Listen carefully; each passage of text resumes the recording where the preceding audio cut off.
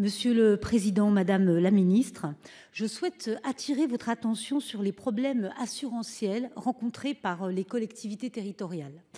Nombre d'entre elles rencontrent des difficultés pour s'assurer et déplorent une dégradation de leurs relations contractuelles avec les assureurs. Cette dégradation se traduit notamment par des ruptures unilatérales et brutales de contrats, des hausses de tarifs, des primes et des franchises, et même parfois l'absence de réponse des assureurs aux appels d'offres publiés par les collectivités. Cette situation n'est pas nouvelle, vous la connaissez, mais elle s'aggrave.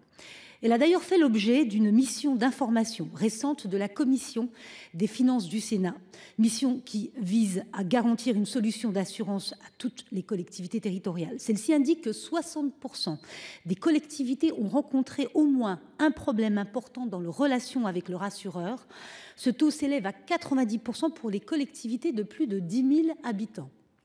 Étonnamment, les résiliations unilatérales et la hausse des prix subis par les collectivités ne sont pas liées directement à une augmentation de la sinistralité.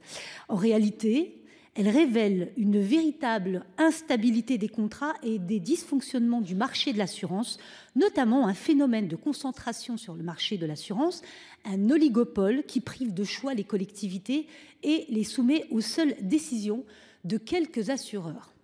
Clairement, le manque de concurrence entre les assurances amène les collectivités à se soumettre aux hausses de tarifs. Face aux relations particulièrement dégradées et déséquilibrées entre les collectivités et les assureurs, Madame la Ministre, qu'envisagez-vous ? Pour vous répondre, la parole est à Madame Françoise Gatel, ministre déléguée à la ruralité et en charge du commerce et de l'artisanat. Merci, Monsieur le Président. Madame la sénatrice Amel Gacquerre, votre question est une question récurrente et très importante. Il en a même été question hier au séminaire gouvernemental. Je salue, comme vous, le rapport sénatorial qui a mis en évidence ces grandes difficultés. Mais il y a eu également un rapport qui a été remis par Alain Chrétien et Jean-Yves Dagès en avril 2024.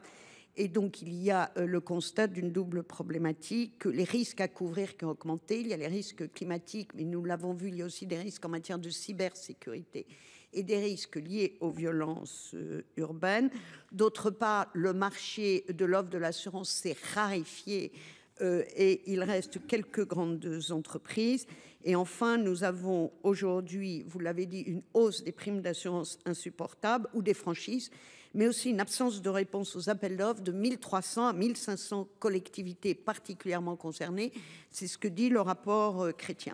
Donc le gouvernement est pleinement conscient de cette difficulté et est engagé puisque nous allons mettre en œuvre une série de recommandations du rapport Chrétien et du rapport sénatorial, dont certaines d'ici à la fin de l'année, en travaillant aussi sur les efforts de prévention et une meilleure connaissance du patrimoine qui est celui des communes. Je vous remercie.